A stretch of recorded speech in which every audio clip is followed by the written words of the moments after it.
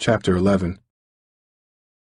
On Monday, Daryl didn't have to go back to school except for wrestling practice.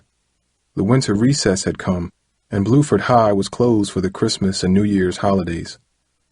Daryl was grateful he didn't have to set foot in a classroom for a while. He did not want to see Amberlynn. He was sure she was mad at him for leaving her at the dance. He wondered if she found out why he had left so suddenly. If she did, she was probably ashamed of what a coward he was. Still, Daryl was glad about one thing. At least he had spared Amberlynn from Tyray's teasing. Daryl and his mother spent Christmas Day with Uncle Jason's family. Despite a delicious dinner of fried chicken and mashed garlic potatoes and receiving a new outfit from his uncle and aunt, Daryl couldn't wait to get home, away from his cousins' constant bickering. It was the first Christmas Daryl had spent away from Philadelphia and his friends. Later that evening, in the quiet of his own room, Daryl remembered how he and Malik used to compare presents right after the holiday. He wondered if Malik would like the new Nike warm-up jacket his mother got him for Christmas. It seemed like years had passed since he stood on his street with his old friends. He was thinking about the last time he had seen Malik when his mother sat down next to him. "Daryl, is everything okay in school?" she asked. "I know I've been busy lately, but I'm a little concerned about you." She watched him as she spoke. He wondered why she seemed so worried.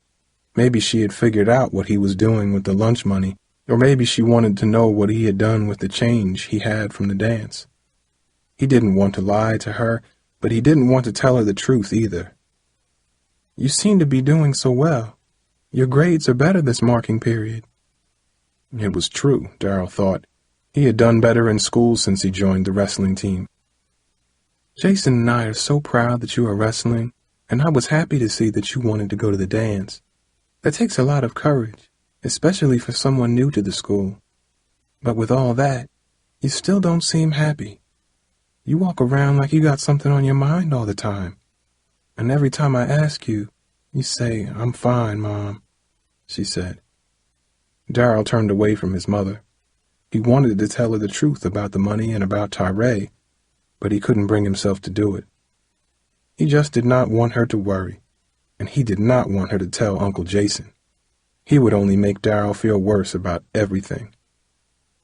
"It's just hard, Mom," he said, fighting to stay calm. "It's hard to get used to things out here, but I'm okay. Baby, if I can do anything for you, let me know. You're not alone," she said. Then she gave him a hug. "But I am, Mom," he thought. "I am alone. Who else is here with me?" 2 days after Christmas, Daryl came home from wrestling practice and heard a noise coming from his uncle's garage. It sounded like kids yelling. He put his head up to the door and listened. "Let me out!" a child cried. Daryl could tell it was his cousin Nate's voice. "You gonna give me the remote control car you got for Christmas?" a second voice said. It was Travis. "Let me out! I can't breathe!" Nate screamed. There was terror in his voice. "Give me the car and I'll let you out," Travis yelled back. "Please let me out! Somebody help me!" Daryl yanked open the garage door. In the dim light, he saw Travis sitting on an old wooden trunk that was padlocked shut. The sound of Nate's sobbing was coming from inside the trunk. Though it was dark, Daryl could see Travis's eyes glistening slightly. "Let me out!" Nate begged.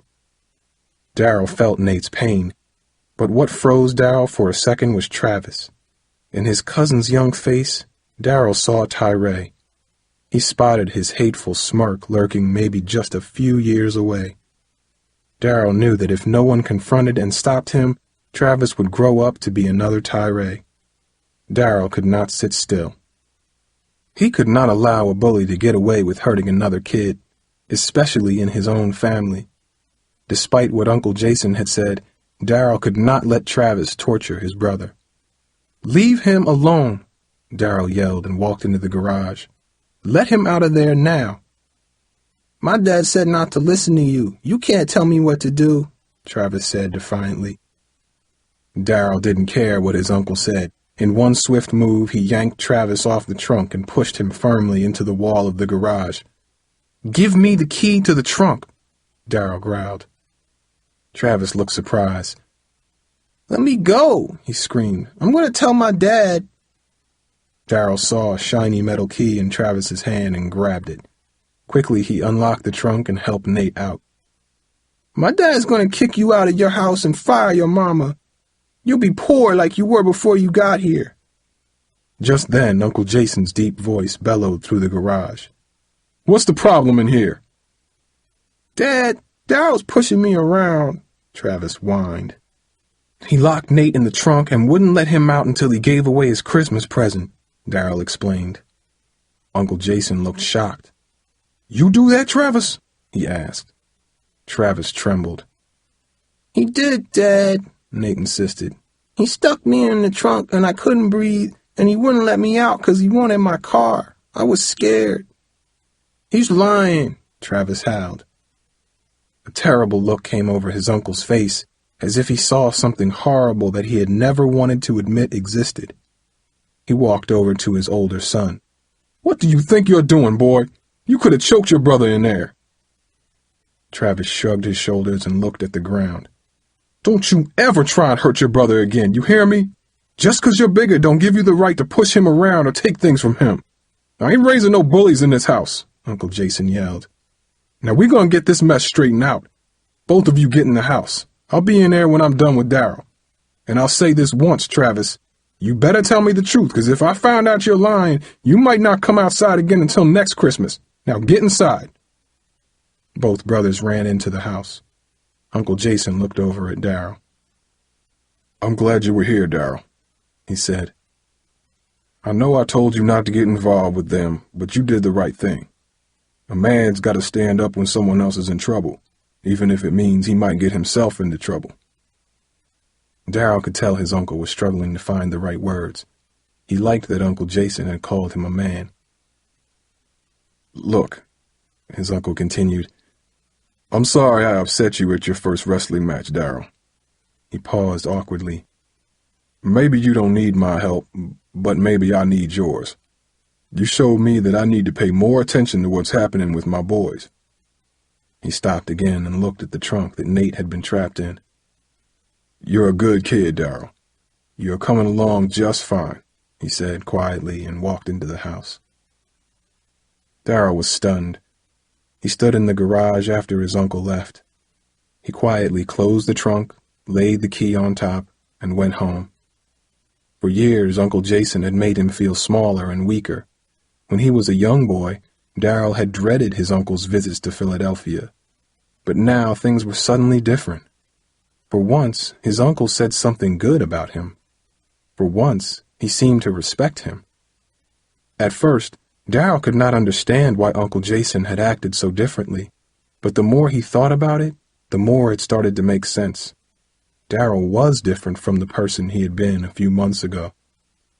2 months ago, he raced home every day to hide from Tyray.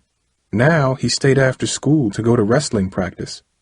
6 weeks ago, he couldn't even climb halfway up the ropes in practice. Now he could reach the top every time. During his first few weeks at Bluford, his grades were low C's. Now they were all B's. When he arrived in California, he knew no one. Now he was friends with Harold, danced once with Amber Lynn, and talked regularly with the guys on the wrestling team, even older guys like Kevin. What made him even happier was that he had grown an inch since he got to Bluford. He was different, he realized, but not different enough. Daryl still lived in fear of Tyray. He still paid him every Friday, and worst of all, he allowed his fear of Tyray to keep him away from Amberlyn Bailey, the only girl he liked at Bluford. The day before New Year's, Daryl won a wrestling match for the first time by beating a freshman from Sterling High School 8-2. Coach Lewis was so happy that he hugged Daryl when he stepped off the mat. "You'll be varsity by your junior year if you keep working this hard," he said. Kevin told him that he seemed to be learning faster than even he had. That night, his mother brought him his favorite ice cream, mint chocolate chip, and the two sat on the couch and ate it together. At midnight, she told him she wanted to give up fast food in the new year. "I'm going to get big if I don't watch myself," she said. "How about you? Any changes you want to make for the new year?" Daryl just smiled and shook his head. He wanted to keep his New Year's resolution to himself, but he knew what it was. It had been building since the moment he handed his mother's money to Tyray. It had continued to grow since he read Hatchet, since he joined the wrestling team, since he held Amber Lynn close to him at the freshman dance. He just had not been ready before, but he was now. He was going to stop paying Tyray.